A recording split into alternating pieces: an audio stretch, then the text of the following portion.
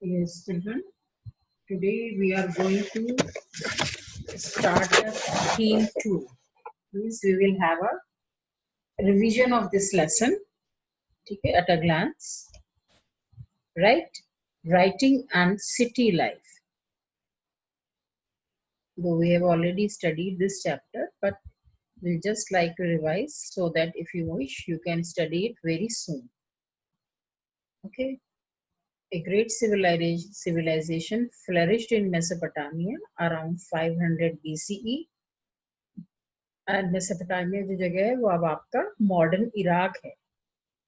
Originally Mesopotamia is a Greek word which means the land between the two reverse. ठीक है, और ये दो रिवर्स कौन सी हैं आपकी?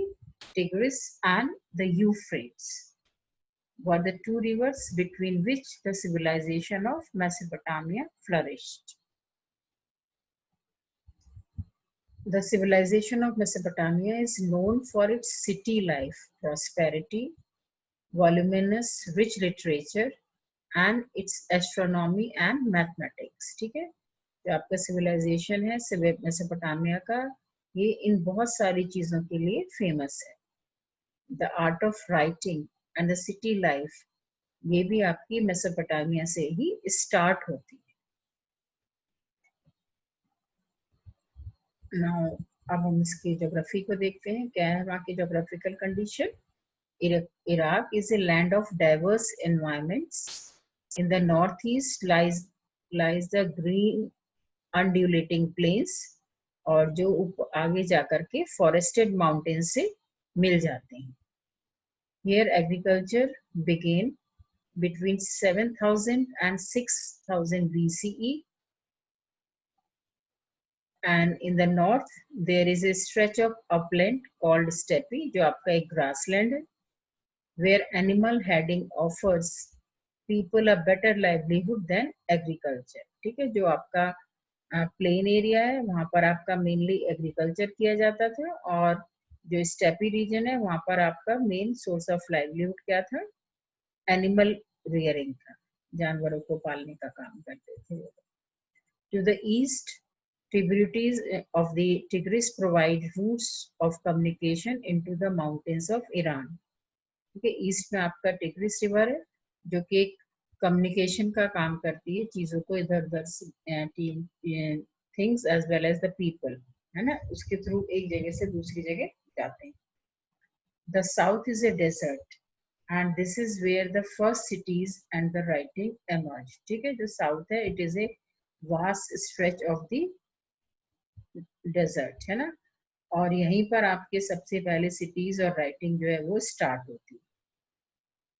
After the Euphrates has entered the desert, its waters flows out into small channels, और ये चैनल्स जो है आपका एक तरीके से इरिगेशन कैनाल्स की तरह काम करते हैं, वाटरिंग ऑफ प्लांट्स की तरह यूज होते हैं. यहाँ पर आप देख सकते हो ये दो रिवर आपकी Euphrates and this is Tigris. Okay, right children, and this is your desert area. Okay. Then significance of urbanism.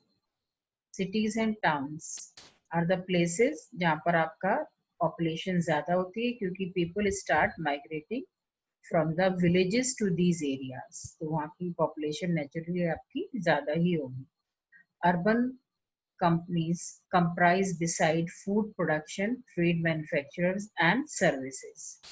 ठीक है, यहाँ पर जो अर्बन एरियाज है यहाँ पर जैसे आपका गांव है वहां पर तो मेनली आपकी खेती या जानवरों को पालने का काम होता है, और यहाँ पर और बहुत सारे काम करे जाते हैं फूड प्रोडक्शन के अलावा, लाइक ट्रेड, है ना, मैन्युफैक्चरिंग का, and different kinds of services provide करी जाती हैं. जैसे वहाँ पर आपके डॉक्टर्स हो सकते हैं, टीचर्स हो सकते हैं, लॉयर्स हो सकते हैं, they provide different kind of services also. The division of labour is a mark of urban life. ठीक है, मीन्स हमारी जितनी भी एक्टिविटीज हैं, है ना, हम सारा काम अपने आप से नहीं कर सकते. सपोज हम कोई एक एक्टिविटी का करने चल रहे हैं, ठीक है, तो कोई भी सपोज हम मेकिंग ऑफ स्कल्पचर का काम लेते हैं, है ना, तो जो आपका स्कल्पचर बनाने वाला है वो स्कल्पचर तो बना सकता है, पर उससे पहले उसको किस चीज की जरूरत पड़ेगी? टूल्स की जरूरत पड़ेगी, और इन टूल्स के लिए उसको दूसरे लोगों के ऊपर डिपेंड करना पड़ेगा। तो there must be social organisation. Many different activities have to be coordinated in such a system. Some people give command and others obey. And the urban economies often require keeping of the written records. ठीक है, जो हमारा social organisation है इसमें different activities को coordinate किया जाता है, और इसमें से कुछ लोग तो ऐसे होते हैं जो कमांड्स देते हैं, दूसरे उनको फॉलो करते हैं। और जब हम ट्रेड करते हैं, किसी चीज की मैन्युफैक्चरिंग करते हैं, तो उनके डिटेल्स को मेंटेन करने के लिए हमें अपना रिटन रिकॉर्ड्स को मेंटेन करने की जरूरत पड़ती है। Then movements of the goods into the cities. Most part of the south lacked stone for tools, seals and jewels, and the wood was not good for cart wheels or the boats. ठीक है, जो आपका Mesopotamia था, है ना, इसके जो most of the part है वहां पर एग्रीकल्चर अच्छा होता था, है ना, टेक्सटाइल्स अच्छी होती थी, पर बहुत सारी चीजें थी जिसके लिए उन्हें दूसरों के ऊपर डिपेंड करना पड़ता था। मीन्स वहां पर बहुत अच्छी काइंड के स्टोन्स नहीं थे जिनसे सील्स या ज्वेलरी बनाई जा सके। वुड होती तो थी, पर वो बहुत अच्छी क्वालिटी की नहीं थी कि जिससे आप ड्यूरेबल कार्ट व्हील्स या बोट्स वगैरह बना सकें। There was no metal for making tools, vessels and ornaments. ना ही वहां पर मेटल्स अवेलेबल थे। ठीक है, तो जो मेसोपोटामियन टेक्सटाइल एंड एग्रीकल्चर है ना, इन चीजों को दूसरे लोगों के साथ एक्सचेंज किया जाता था। ठीक है, जैसे हम कहते हैं ना, एक चीज हम इम्पोर्ट करते हैं और एक चीज जो है वो एक्सपोर्ट करते हैं, है ना। तो कुछ चीजें तो ये बाहर से लेते थे, दैट इज इम्पोर्टिंग, एंड कुछ चीजें अपने यहाँ से भेजते थे, जैसे textiles and agriculture, that was the एक तरीके से एक्सपोर्ट आप कह सकते हैं। अच्छा, जब हमारा कोई ट्रेड चलता है तो हमें किस चीज की जरूरत पड़ती है? ट्रांसपोर्टेशन की जरूरत पड़ती है ना। तो यहाँ पर ये रिवर्स थी जो कि बहुत अच्छे से एफिशिएंट ट्रांसपोर्टेशन का काम कर रही थी इस अर्बन लाइफ के लिए।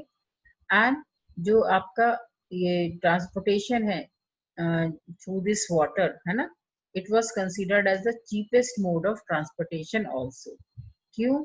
क्योंकि अगर हम कोई सपोज एक कार्ट है ना, उसमें हमें एनिमल लगाना पड़ेगा, उस एनिमल को हमें फीड करना पड़ेगा, ठीक है, वो बीमार भी पड़ सकता है, उसकी हमको पूरी केयर करनी पड़ेगी।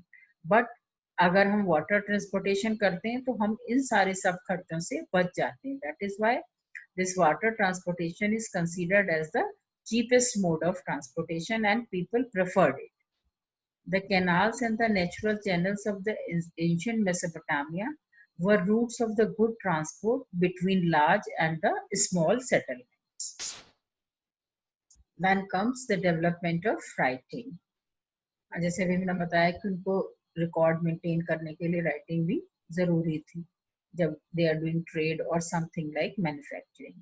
The first Mesopotamian tablets around 32 BC contained picture-like signs and the numbers. ठीक है, उसमें कुछ नंबर्स होते थे और कुछ आपके सिंबल्स या साइंस बने होते थे। Writing began when society needed to keep the records of transactions. ठीक है, जब हम ट्रेड करते हैं, हमारे एक दूसरे से कुछ ट्रांजेक्शन्स होते हैं, तो हर चीज को हम बहुत लंबे समय तक रिकॉल नहीं कर सकते ऐसे ओरली, है ना। तो उस सब के लिए हमें रिकॉर्ड्स मेंटेन करने पड़ते हैं। तो Mesopotamian wrote on the tablets of the clay, and when a record seemed irrelevant, वो टैबलेट को फेंक देते थे। So each transaction required a separate tablet. ठीक है, क्योंकि एक बार वो टैबलेट यूज हो जाती है तो उसको हम रीयूज नहीं कर सकते थे। ठीक है, उसके ऊपर दोबारा नहीं लिखा जाता सकता था, क्योंकि जो हम राइटिंग है वो वेट क्ले पर करते थे। यहाँ पर आप डिफरेंट साइंस दे सकते हैं, है ना, कि फिश है वो 4 नंबर शो कर रहा है आपका, है ना। और इस राइटिंग को हम क्यूनिफॉर्म सिलेबिक साइंस कहते थे इनको। और इधर साइड में भी आप डिफरेंट साइंस एंड सिंबल्स दे सकते हैं जो कि उस समय यूज किए जाते थे।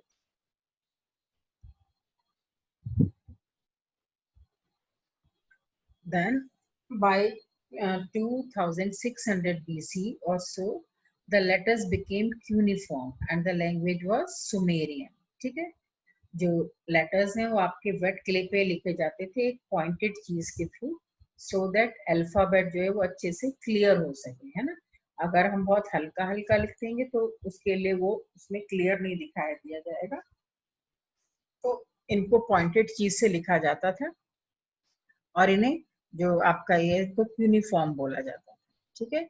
The earliest known language of the Mesopotamia, which gradually replaced after 2400 BC was Akkadian, ठीक है।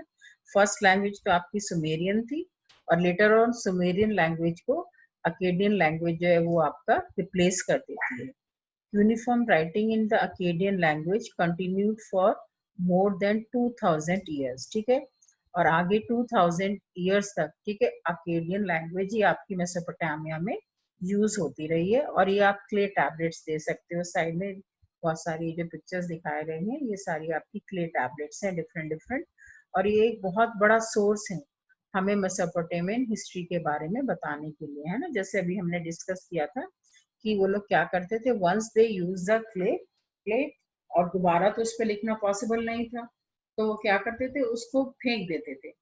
और ऐसी थाउजेंड्स ऑफ क्ले प्लेट्स मिली है जिसमें बहुत सारे ट्रांजेक्शन हैं, बहुत सारी इंफॉर्मेशन हमें उस पीरियड की मिलती है, ठीक है। क्या करा जाता था, जो आपकी क्ले होती है ना, उसको जैसे हम आटा गूंथते हैं ना, ऐसे इसको क्ले को नीड करा जाता था। They needed the clay first, और जब वो स्मूथ हो जाती थी तो उसकी एक टैबलेट की फॉर्म में एक रेक्टेंगुलर पीस टाइप से वो अपना बना लेते थे। और व्हेन इट वाज वेट, है ना, तभी उस पर वो लिखने का काम कर लिया जाता था, और उसके बाद फिर इसको ड्राई कर दिया जाता था। और जब तक उसकी जरूरत रहती थी they keep it safely with them, और जब उन्हें लगता था कि ये सारी ट्रांजेक्शन जो हमने इसमें लिखी हुई हैं अब इनका कोई काम नहीं है, तो it was thrown. Then comes the system of writing. The sound that a cuneiform sign represented was not a single consonant or the vowel, but syllables, ठीक है। जैसे हमारे अल्फा या आपके 26 कॉन्सोनेंट होते हैं और वॉवल्स होते हैं मिलकर के सारे, तो वहां पर ऐसे ABCD नहीं बल्कि सिलेबल होते थे जिसमें दो या दो से ज्यादा आपके जो अल्फाबेट्स को मिला करके यूज किया जाता। Thus, the science that a Mesopotamian scribes had to learn ran into hundreds, ठीक है। तो अब उनको ये नहीं कि जैसे अब तो हमारे लिए इंग्लिश लैंग्वेज को और हम सीखें तो बहुत इजीली सीख सकते हैं, पर उस समय लोगों को, क्योंकि इसमें सिलेबल्स होते थे और वो भी आपके 100 से ज्यादा होते थे, तो उनको सीखना बहुत डिफिकल्ट होता था। So writing was a skilled craft and but more important इस वॉज इंटेलेक्चुअल एक्टिविटी, ठीक है। तो एक तो हमने बताया ना कि वो वेट क्ले के ऊपर बहुत परफेक्ट हैंड चाहिए था लिखने के लिए, ठीक है। तो एक तो ये स्किल क्राफ्ट हो गई, और दूसरा एक इंटेलेक्चुअल एक्टिविटी भी थी, क्योंकि इसमें हमें इतने सारे सिलेबल को लर्न करना पड़ता था, तभी हम राइटिंग कर सकते थे। Then literacy, very few Mesopotamian could read and write, है ना, सब लोग पढ़ लिख नहीं सकते थे, because 300 signs were available to read and write, and some of them were very complicated, ठीक है।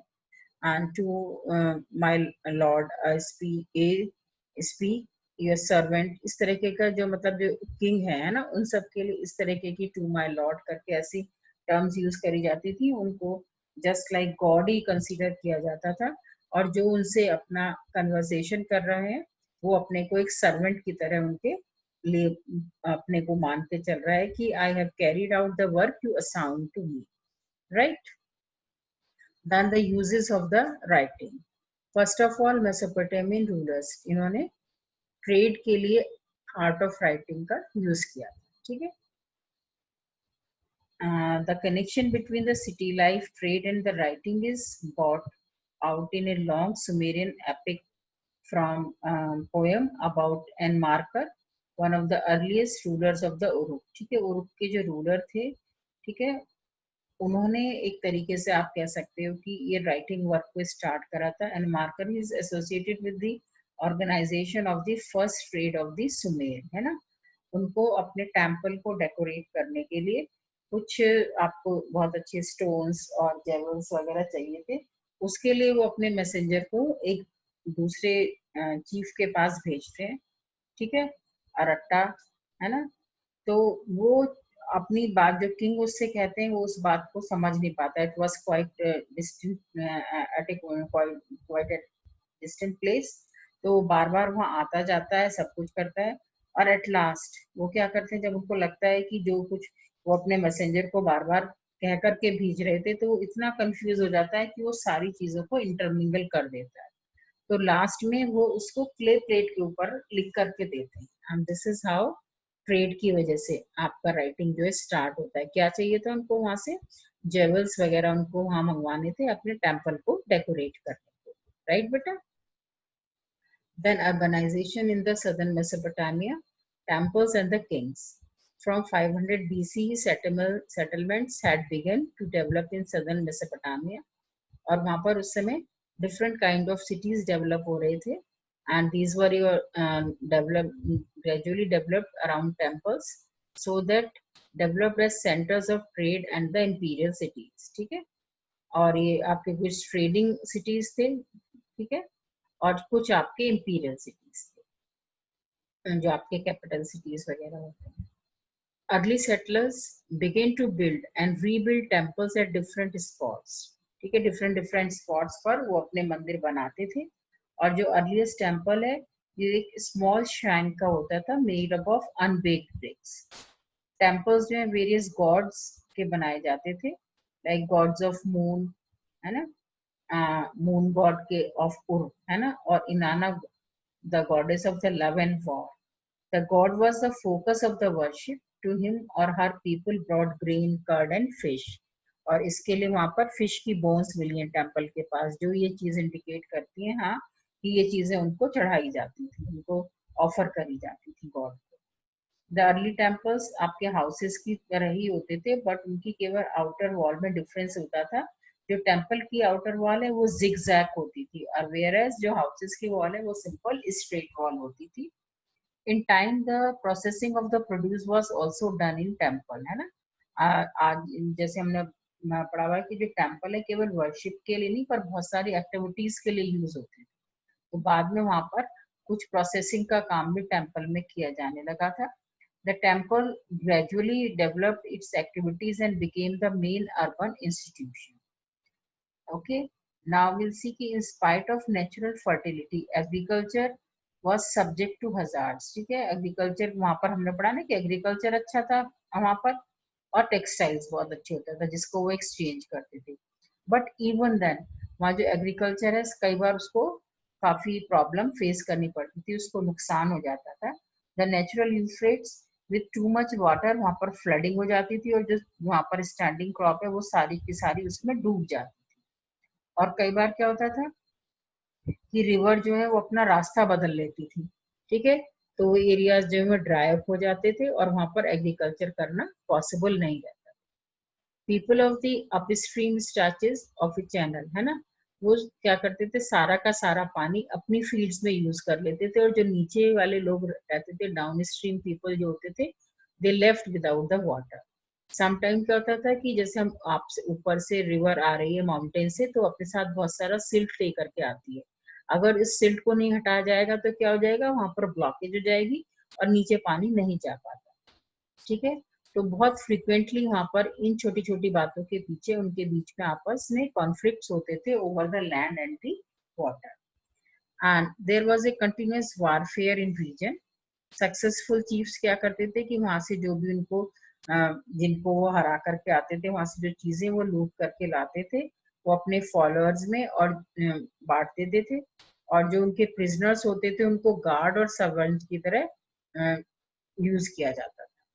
The victorious chiefs began to offer precious booty to gods and thus beautify the community temples. ठीक है, साथ साथ वो वहां से जो चीजें लेकर के आते थे उससे टेम्पल्स को भी ब्यूटिफाई करते थे, डेकोरेट करते थे। The leaders encouraged settlement of villages close to themselves to be able to rapidly get an army or for safe living in close proximity to one another.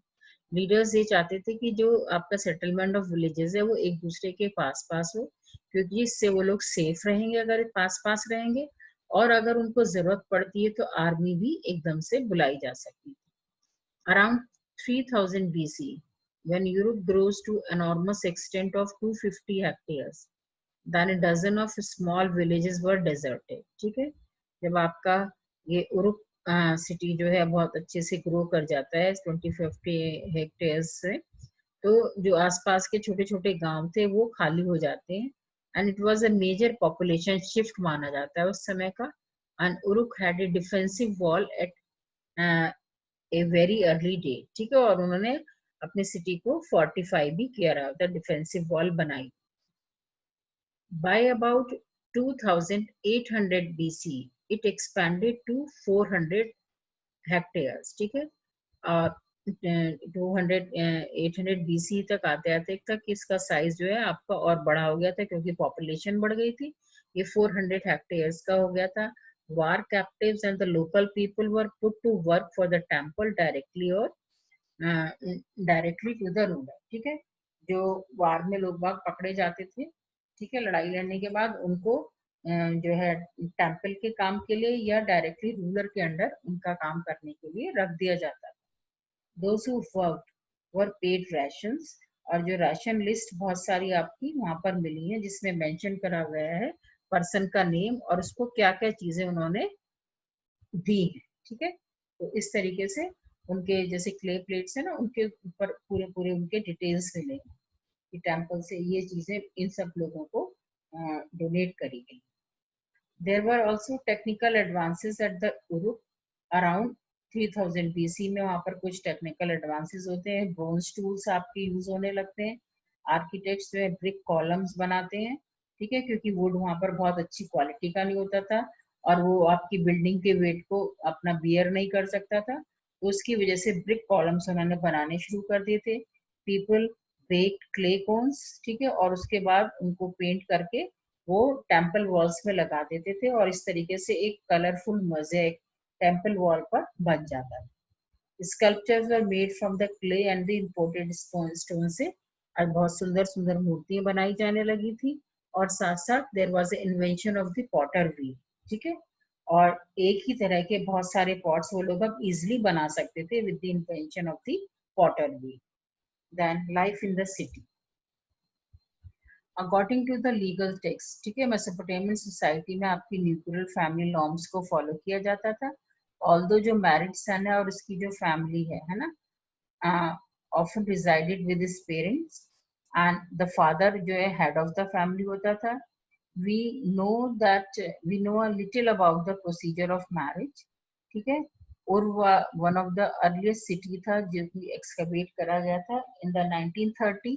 Narrow उर के बारे में उन्होंने अब डिस्क्राइब करा है, ठीक है। प्रोसीजर ऑफ मैरिज में भी ये होता था कि आज की तरह डाउरी नहीं चलती थी, और जैसे आपके गर्ल्स हैं और बॉयज हैं, है ना, दोनों की फैमिलीज, है ना, सब चीजों को इक्वली शेयर करती थी। जो उनकी दावत होती थी, फीस्ट होती थी, वो अपना इक्वली शेयर करते थे और इकट्ठा मंदिर में जाकर के वो वहां पर अपनी ऑफरिंग्स देते थे, right. The let us see about the और city in 1930, narrow winding streets and the irregular shapes of the house plots also indicate the absence of planning, ठीक है। उनके बारे में कहा गया है कि वहां पर बहुत पतली पतली आड़ी तिरछी गलियां थी, और ये शो करता है कि वहां पर बहुत अच्छी प्लानिंग नहीं थी। जबकि हमारे यहाँ पर उसी समय आपका जो इंडस वैली सिविलाइजेशन है, उस समय का अगर हम उससे कंपेयर करें तो वो बहुत बहुत वेल प्लान्ड सिविलाइजेशन था। Drains and pipes were found in the inner courtyards through the house roof, sloped inwards, and the rainwater was channeled via the pipeline into the sumps in the inner courtyard, ठीक है। जो drain water है वो आपका अंदर आपका court yard में आ जाता था थ्रू दीज पाइप्स, ठीक है। पीपल अपना जो घर का रिफ्यूज होता था उसको स्ट्रीट्स पर डाल देते थे, और जिसकी वजह से जो स्ट्रीट का लेवल है वो काफी हाई हो गया था। एंड जो लाइट जो आपके घर में विंडोज के थ्रू नहीं आती थी, but only through the doorways आती थी, या जो आपका ओपन कोर्टयार्ड होता था उसके थ्रू आती थी। कुछ सुपरस्टिशंस भी उन लोगों के दिमाग में थी जो कि ओमन टैबलेट्स में मेंशन करी गई हैं। There was a town cemetery at Ur, ठीक है, जहाँ लोगों को ग्रेवयार्ड वहां पर बनी हुई थी, पर कुछ इंडिविजुअल्स को घर के फ्लोर में भी बरी करा हुआ पाया गया है। Then after 200,000 BC, जो रॉयल कैपिटल ऑफ मारी वो है अच्छे से फ्लरिश करने लगती है, सिटी जो है वो अच्छे से फ्लरिश करता है। एग्रीकल्चर और एनिमल रियरिंग दोनों काम यहाँ पर करे जाते हैं। Most of its territory was used for pasturing sheep and goat. Herders need to exchange young animals, cheese, leather, meat, tools, etc. And the manure of the penned flock is also of the great use to the farmer. ठीक है, उनके farmer से वो चीजें अपनी जरूरत की लेते थे और जो एनिमल प्रोडक्ट्स हैं वो उनको सेल करते थे। ठीक है, and sometimes there may be a conflict, क्योंकि जो शेफर्ड है वो अपने फ्लॉक के साथ अपने एनिमल्स को पानी पिलाने के लिए जैसे ले जाते थे तो वो उनकी फील्ड्स के थ्रू क्रॉस करते थे, तो उनसे क्या होता था कि उनकी जो क्रॉप है वो डिस्ट्रॉय हो जाती थी, जिसके वजह से उन लोग फार्मर्स के बीच में और पास्टोरलिस्ट या हर्डमैन के बीच में लड़ाइयाँ हुआ करती थी। Herdsman trade agricultural villages and seize their stored goods. ठीक है, कई बार वो क्या करते थे हर्ड्समैन, ये जो आपके विलेजेस हैं इनके ऊपर अपना रेड करते थे और वो जो भी स्टोर्ड उनके पास ग्रेन्स वगैरह होते थे उसको लूट लिया करते। The nomadic communities of the western desert filtered into the prosperous agricultural heartlands. They would come in a herders harvest. Laborers or hired soldiers occasionally became prosperous and settled down. ठीक है, a few gained a power to establish their own rule, like Acadians, Amortes, and Assyrians, and the Armenians. The king of Mari, जो वो भी आपके Amortes थे, Mesopotamian society और जो culture were thus open to different people and culture. ठीक है, वो कह रहे थे कि जो आपकी हमने पढ़ा ना कि यहाँ पर आपका कुछ पास्टोरलिस्ट ग्रुप था, है ना, जो नोमैडिक कम्युनिटीज थी, ये आपके वेस्टर्न डेजर्ट में आ गई थी और धीरे धीरे इसमें से कुछ लोग जो है सेटल्ड आपके एग्रीकल्चरिस्ट बन गए थे, कुछ लोग जो है एज ए सोल्जर काम कर रहे थे, कुछ ऐसे हार्वेस्टिंग के समय जैसे फील्ड्स पर लेबर का काम करते हैं लोग, वो लोग इस तरीके का काम करते थे और धीरे धीरे ये लोग प्रॉस्पेरस होने लगे थे और यहीं पर सेटल हो गए। ठीक है, इनमें से ही कुछ लोग पावर फुल होते चले गए, जैसे कि आपके अकेडियंस, अमोरिटस, एसेरियंस और आर्मेनियंस। ठीक है, और इस तरीके से उन्होंने कहा कि जो ये आपका एरिया है ना मारी, यहाँ पर डिफरेंट पीपल रहते थे एंड डिफरेंट कल्चर के पीपल यहाँ पर रहा करते थे। ठीक है, then trading town in a pastoral zone.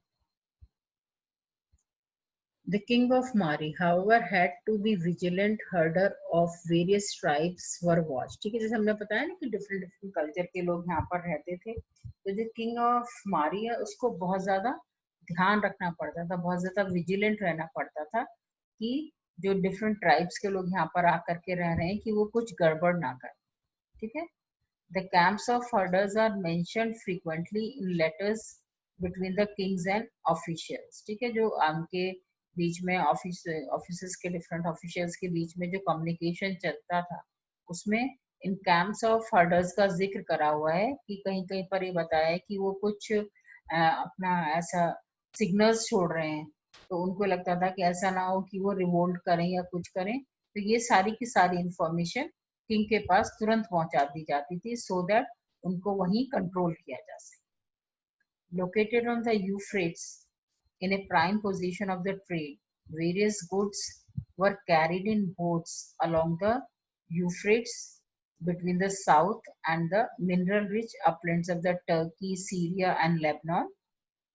Mari is a good example of the urban center prospering on trade. ठीक है, आपके मारी जो है आपका एक प्राइम लोकेशन थी इसकी यूफ्रेट्स रिवर पर, तो यहाँ से बहुत सारी ट्रेडिंग एक्टिविटीज करी जाती थी, बहुत सारे गुड्स बोट्स में लेकर के आपके बहुत सारे ये टर्की, सीरिया और लेबनान तक पहुंचाए जाते थे। और इस तरीके से मारी आपका जो उसमें प्रॉस्पेरिटी आई थी वो किसके थ्रू आई थी, मेनली थ्रू द ट्रेड आई थी।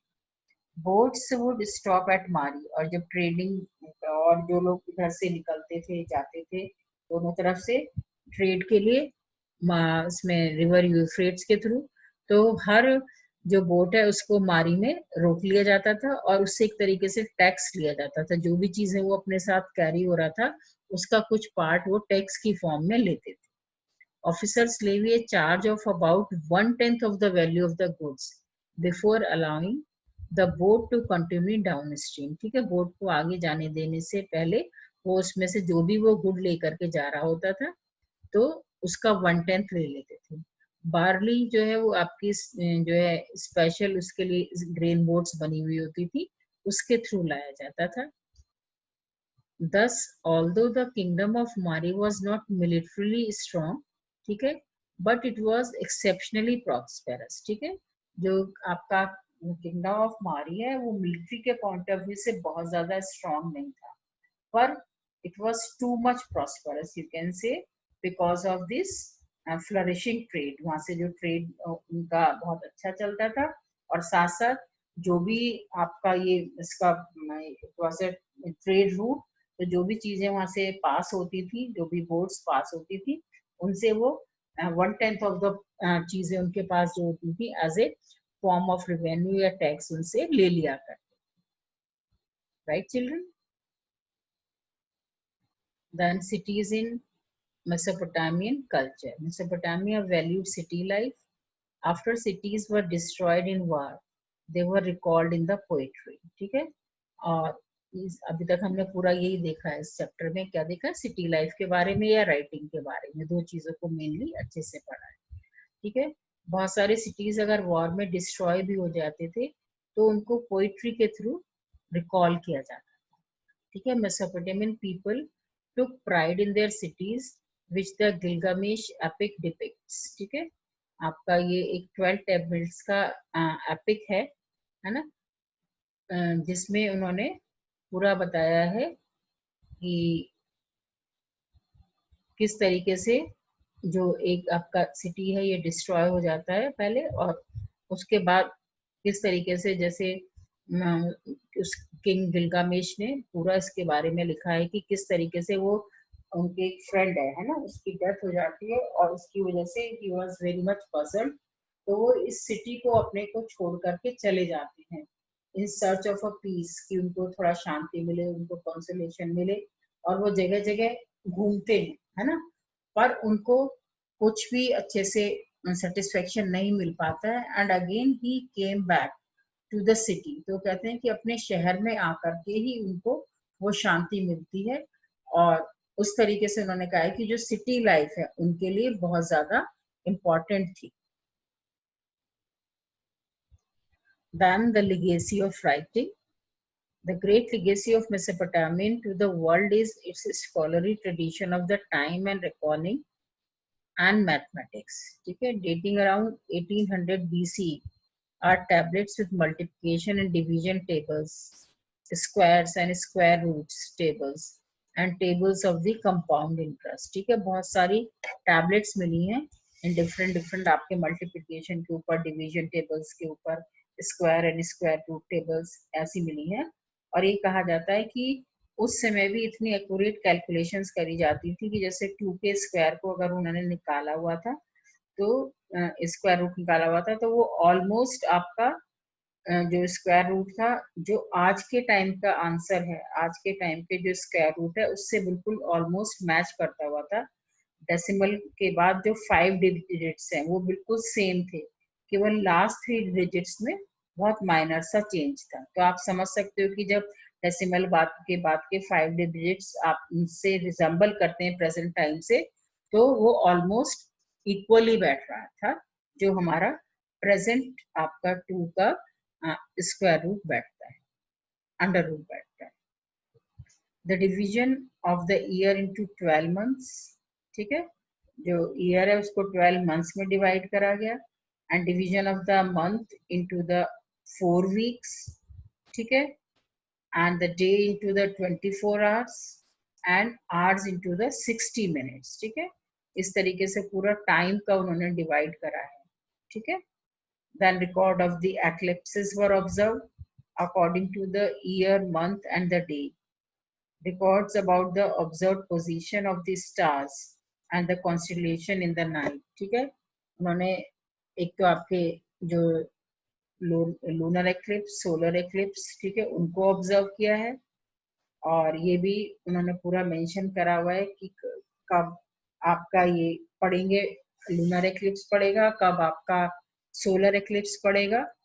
ओके, और साथ साथ उन्होंने जो डिफरेंट स्टार्स की पोजीशन थी स्काई में उसको रिकॉर्ड किया है, और किस तरीके से डिफरेंट कॉन्स्टिलेशन बन रहे थे स्काई में, जो आपका पूरा का पूरा ग्रुप होता है स्टार्स का, उसके बारे में भी उन्होंने पूरे डिटेल्स बताए हुए हैं। तो इस तरीके से हम कह सकते हैं कि जैसे हमने बिगिनिंग में पढ़ा था कि जो आपका एस्ट्रोनॉमी, मैथमेटिक्स, राइटिंग है ना, इन सब में आपका जो ये मेसोपोटामिया है, इसका बहुत बड़ा कंट्रीब्यूशन है। मैथमेटिक्स, एस्ट्रोनॉमी, डिफरेंट फील्ड्स में है ना, टाइम में, and this lunar eclipse, solar eclipse, and position of stars in the constellation. This is all about the chapter.